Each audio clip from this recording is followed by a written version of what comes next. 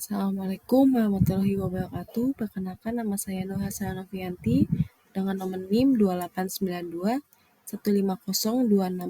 dari Prodi Manajemen dengan mata kuliah Manajemen Sumber Daya Manusia dan dengan dosen pengampu Bapak Dr. Sugeng Prayitno MM. Saya ingin mempresentasikan materi tentang pemberhentian dan pensiun karyawan. Pengertian pemberhentian. Pemberhentian adalah pemutusan hubungan kerja seorang karyawan dengan suatu organisasi perusahaan. Alasan-alasan mereka di PHK yang pertama berdasarkan Undang-Undang Nomor 12 Tahun 1964 seizin P4D P4P dan memperhatikan status karyawan yang bersangkutan.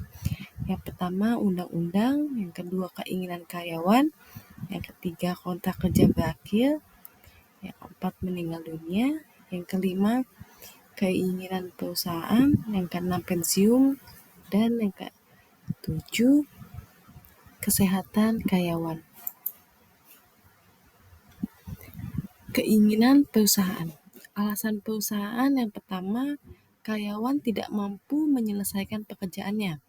Yang kedua, perilaku dan disiplinnya kurang baik.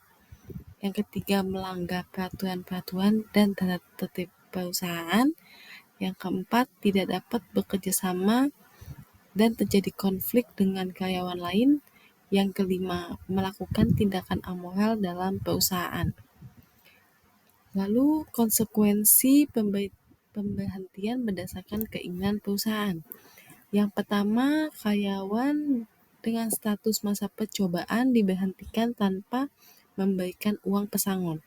Yang kedua, karyawan status kontrak diberhentikan tanpa memberikan uang pesangon. Yang ketiga, karyawan dengan status tetap jika diberhentikan harus diberikan uang pesangon sesuai undang-undang. Besaran uang pesangon. Masa kerja sampai 1 tahun sama dengan 1 bulan upah bruto. Jadi yang pertama masa kerja 1 sampai 2 tahun sama dengan 2 bulan upah bruto. Yang kedua, masa kerja 2 sampai 3 tahun sama dengan 3 bulan upah bruto. Yang ketiga, masa kerja lebih dari 3 tahun sama dengan 4 bulan upah bruto. Besaran uang jasa. Yang pertama, masa kerja 5 sampai 10 tahun 1 bulan upah bruto. Yang kedua, masa kerja 10 sampai 15 tahun sama dengan 2 bulan upah bruto. Yang ketiga, masa kerja 15 sampai 20 tahun sama dengan 3 bulan upah bruto. Yang keempat, masa kerja 20 sampai 25 tahun sama dengan 4 bulan upah bruto. Yang kelima, masa kerja lebih dari 25 tahun sama dengan 5 bulan upah bruto.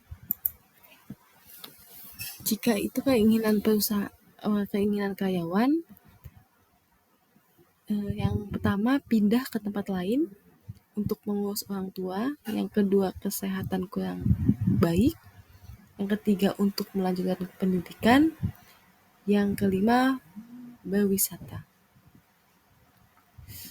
berwirausaha swasta. Lalu alasan pensiun.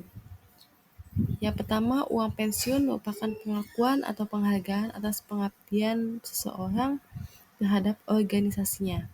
Yang kedua, pensiun mengurangi turnover. Yang ketiga, untuk pegawai negeri pensiun diberikan secara periodik. Yang keempat, untuk karyawan swasta berupa pesangon. Adapun proses pemberhentian. Prosedur yang harus dilalui untuk pemecatan terhadap karyawan. Yang pertama, perundingan antara pegawai dan dengan pimpinan perusahaan. Yang kedua, perundingan antara pimpinan serikat buruh dengan pemimpin perusahaan. Yang ketiga, perundingan P4D atau Panitia Penyelesaian Perselisihan Perburuhan Daerah dengan pimpinan perusahaan. Yang keempat, perundingan P4P atau Panitia Penyelesaian Perselisihan Perburuhan Pusat dengan pimpinan perusahaan. Yang kelima, keputusan pengadilan negeri. Ada beberapa alasan melakukan pemberhentian pegawai, terutama bagi perusahaan. Yang pertama, mengurangi biaya tenaga kerja. Yang kedua, menggantikan kinerja yang buruk. Yang keempat, meningkatkan motivasi. Yang keempat, kesempatan untuk perbedaan yang lebih besar. Adapun Undang-Undang Nomor 13 Tahun 2023 tentang Ketenagakerjaan. Yang pertama, sejak terbitnya putusan Mahkamah Konstitusi Republik Indonesia perkara nomor 12 PUU 1 2003 tanggal 28 Oktober 2004 atas hak uji materi Undang-Undang Tahun 13 Tahun 2003 tentang Ketenagakerjaan terhadap Undang-Undang Dasar RI tahun 1945, maka PHK oleh pengusaha kepada pekerja atau buruh yang melakukan kesalahan berat hanya dapat dilakukan setelah adanya putusan hakim pidana yang telah mempunyai kekuatan hukum tetap. Yang kedua, pasal 151 Undang-Undang Nomor 13 Tahun 2023 bahwa PHK oleh pengusaha harus memperoleh penetapan terlebih dahulu dari Lembaga Penyelesaian Hubungan Industrial. PHK harus dilakukan dengan dasar dan alasan yang kuat, sebagaimana diatur dalam pasal 158 Undang-Undang Nomor 13 Tahun 2003. Yang ketiga, pengusaha dilarang melakukan PHK terhadap pekerja atau buruh dalam pasal 153 Undang-Undang Nomor 13 Tahun 2003 karena berbagai alasan pekerja. Yang pertama, berhalangan masuk karena sakit menurut keterangan dokter selama waktu yang tidak melebihi 12 bulan secara terus-menerus. Yang kedua, memenuhi kewajiban terhadap negara sesuai dengan ketentuan peraturan perundang-undangan. Yang ketiga, memenuhi ibadah yang diperintahkan agamanya. Yang keempat, menikah. Jadi kesimpulannya, yang pertama, pemberhentian pegawai adalah hal yang pasti terjadi. Lalu yang kedua, pemberhentian pegawai berarti berhentinya kegiatan kerja seseorang pegawai dari suatu organisasi perusahaan. Yang ketiga, pemberhentian pegawai bisa disebabkan oleh undang-undang keinginan perusahaan, keinginan pegawai, pensiun, kesehatan, kontrak kerja berakhir, meninggal dunia, atau sebab-sebab lainnya. Yang keempat, pemberhentian pegawai telah diatur oleh undang-undang.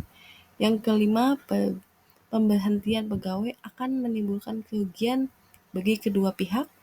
Yang keenam, pemutusan hubungan kerja pegawai adalah fungsi operasional. Yang ketujuh, ini yang terakhir dari manajemen sumber daya manusia atau MSDM. Sekian presentasi dari saya ucapkan terima kasih. Wassalamualaikum warahmatullahi wabarakatuh.